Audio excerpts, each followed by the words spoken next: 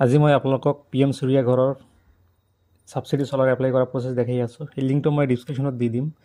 এইটো link click হোৱাৰ পিছত ইয়াতে মোবাইল নম্বৰ কাষ্টমাৰৰ দিব, দিয়াৰ পিছত কেপচা ফিল কৰিব।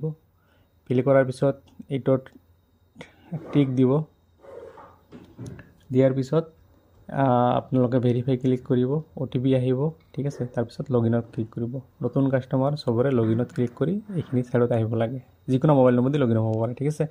তাৰপিছত এপ্লাই ফৰ সোলাৰ ৰুফ আৰু মাই এপ্লিকেশ্যন মই এতিয়া ক্লিক কৰিম, যিহেতু আগৰ মোৰ NM নাম এড্ৰেছ মোবাইল নম্বৰ ঠিকনা দিয়া আছিল। এতিয়া মাই এপ্লিকেশ্যনত ক্লিক কৰিলোঁ। এইবিলাক চাওক মোৰ নাম চাম দিয়া আছে। এতিয়া চিলেক্ট ভেণ্ডৰত ক্লিক কৰিম, কৰি মোৰ যিকোনো এটা ভেণ্ডৰ চিলেক্ট কৰি ল'ম, নহ'লে গভৰ্ণমেণ্টৰ ছাবচিডিখিনি নহ'ব, ঠিক আছে। এতিয়া আমাৰ যিহেতু নিজৰ যিখিনি ভেণ্ডৰ আছে, global fast technology private limited, এইখিনি আপোনালোকে মাইণ্ড কৰিব। চবেই এইখিনি ভেণ্ডৰ আণ্ডাৰত চিলেক্ট কৰিব। কম প্ৰাইচত আপোনালোকৰ চ'লাৰ পাই যাব আমাৰ নিজৰ এইখিনি। তো global fast technology private limited, এইটো চাৰ্চ কৰিলোঁ। চাৰ্চ কৰাৰ পিছত এতিয়া এই লাষ্টত আপোনালোকৰ যে দিয়া আছে ভেণ্ডৰ চিলেক্ট ভেণ্ডৰ, এই শ্বৰ্ট লিষ্টেড ভেণ্ডৰ এইফালে দিয়া আছে যে চিলেক্ট ভেণ্ডৰ, এইটোত ক্লিক কৰিলোঁ। কৰাৰ লগে লগে vendor is already selected, do you want to yes কৰিলোঁ।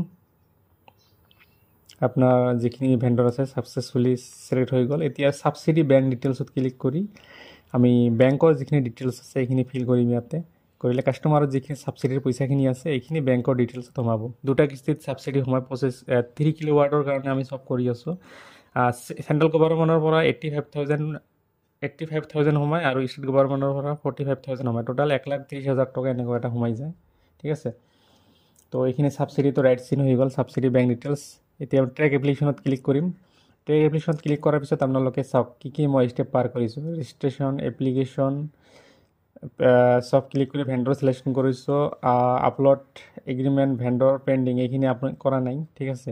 যেতিয়া এইখিনি কমপ্লিট হৈ যাব তাৰপিছত ইয়াতে কি হ'ব, ইনষ্টলেশ্যন হ'ব, তাৰপিছত ইনস্পেকশ্যন হ'ব, তাৰপিছত আপোনাৰ ছাবচিডিৰ যিখিনি ৰিকুৱেষ্ট আছে সেইখিনি পঠাব, তাৰপিছত ছাবচিডিখিনি সোমাই যাব, ঠিক আছে।